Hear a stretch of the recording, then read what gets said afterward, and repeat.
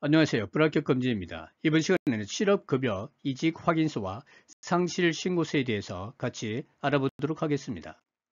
실업급여 신청 전 꼭 알아야 할 서류가 두 가지가 있죠.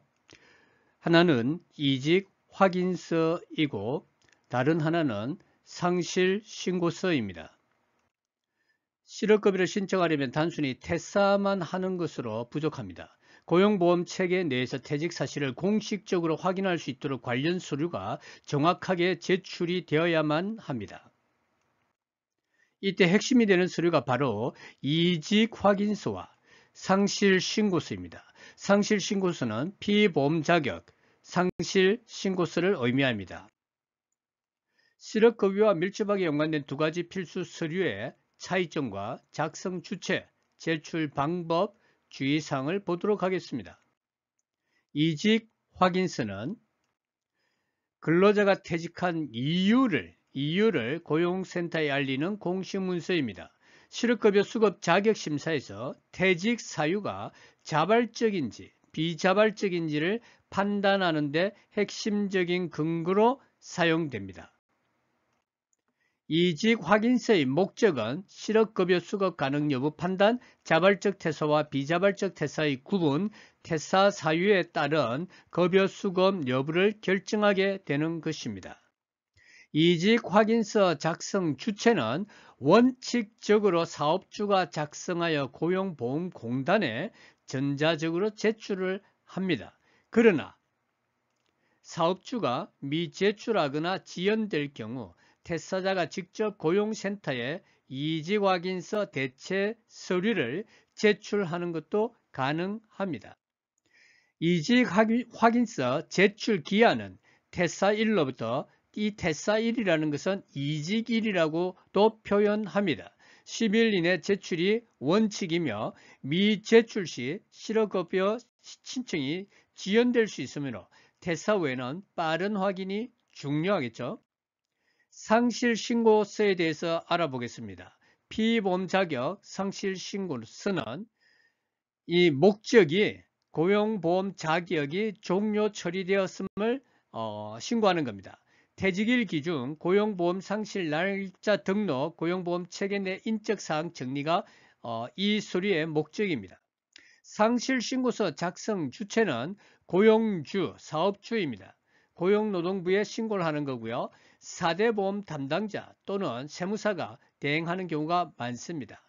회사의 총무부나 인사부에서 4대 보험 담당을 하는 직원이 있죠. 그 직원이 상실 신고서를 제출하면 되는 겁니다. 상실 신고서 제출 기한은 퇴직일, 이직일 다음 날로부터 14일 이내입니다.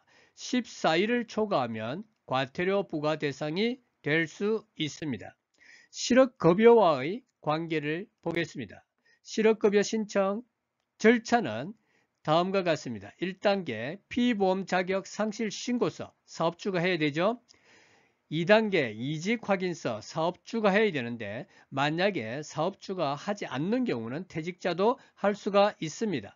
3단계는 실업급여 신청을 퇴직자가 해야 됩니다. 여기에 비고란의 절차를 보면은 상실신고서가 고용보험이 종료 처리됐다는 걸 의미하는 상실신고서가 제출이 되고요. 그 다음에 실업급여 자격심사용으로 이직확인서가 제출이 되어야 됩니다. 그러면은 그 이직확인서에 자발적인 퇴사냐, 비자발적인 퇴사냐를 판정할 수 있는 그 내용이 들어가 있습니다. 그리고 마지막으로는 퇴직자가 고용센터를 방문하고 고용24에 들어가서 구직 등록을 해야 되는 것이 실업급여 신청하는 절차입니다.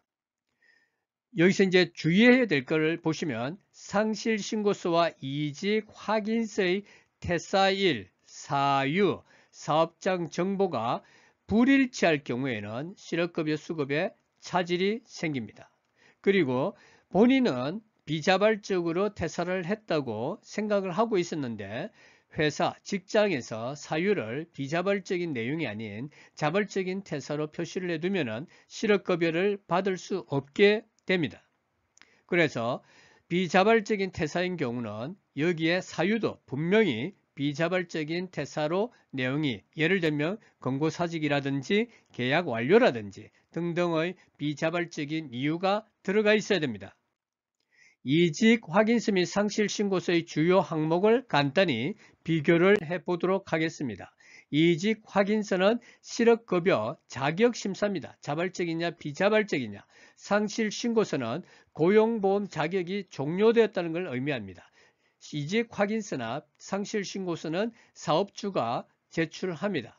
그러나 이직 확인서의 경우는 퇴사자도 제출 가능합니다. 그때는 이직 확인서 대체 서류로 제출하는 겁니다. 제출처는 둘 다 고용노동부고요. 제출 기한은 이직 확인서가 10일, 상실 신고서는 퇴직 후 14일 이내입니다. 이직 확인서가 포함하고 있는 내용은 퇴직 사유, 급여, 근속 기간입니다. 상실 신고서가 포함하고 있는 내용은 퇴사일, 고용보험 정보입니다. 퇴직자의 체크리스트는 퇴직을 하고 난 다음에 이직을 하고 난 다음에는 이 절차대로 체크를 해 보셔야 됩니다. 고용24에 구직 등록을 완료하세요. 이거는 고용24 홈페이지에 회원 가입하고 로그인해서 들어가셔서 거기에 본인의 이력서를 작성하는 걸로 생각을 하시면 되고요. 거기에는 본인이 실업급여를 받을 계좌번호 등등도 등록하기로 입력하게 되어 있습니다. 그리고 두 번째, 이직 확인서 제출을 여부를 확인을 해야 됩니다. 회사에다가요. 세 번째는 상실 신고서 제출 여부도 확인을 하고요. 그 다음에 이직 사유가 비자발적, 예를 들면 권고사직이나 계약 만료 등인지 아닌지 정확하게 보셔야 됩니다.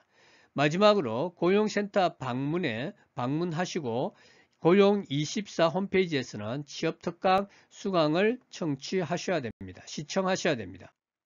자주 묻는 질문을 몇 가지 보도록 하겠습니다. 회사가 이직 확인서를 안 써줍니다. 어떻게 해야 하나요? 퇴직자가 직접 고용센터를 방문하여 이직 확인서를 대체할 수 있는 자료, 근로계약서, 사직서, 임금체불증명 등으로 해서 제출할 수가 있습니다. 이직 확인서와 상실 신고는 같은 건가요? 다르죠?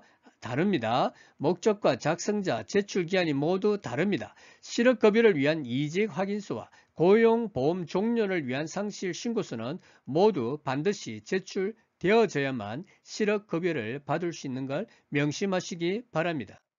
자발적 퇴사인데도 실업급여를 받을 수 있나요? 원칙적으로는 불가능하지만 부득이한 사유, 예를 들면 임금체불해서 회사를 그만두거나 계속 월급을 주지 않는데 계속 회사를 다닐 수는 없겠죠. 근무 환경이 악화되거나 육아 등 인정되는 경우에는 예외적으로 실업급여를 받을 수 있습니다. 이때 이직확인서 내용이 매우 중요하겠죠. 왜냐? 이직확인서 내용에는 이 퇴사가 자발적이냐 비자발적이냐 라는 것을 결정하는 그 내용이 나와 있기 때문입니다.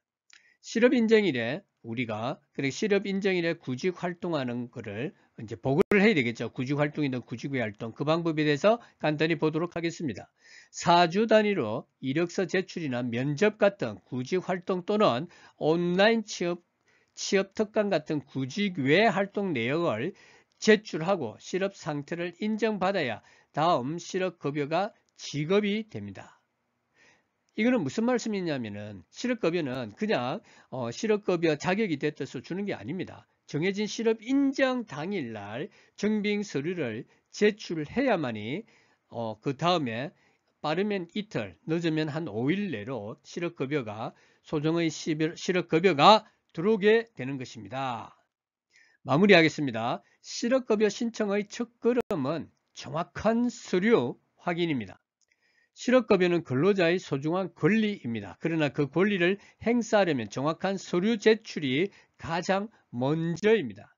이직 확인서와 상실 신고서는 실업급여 자격 심사의 기초가 되므로 사업주가 서류를 성실하게 제출했는지 꼭 확인하시고 미제출 시에는 퇴직자가 직접 대응해야 합니다.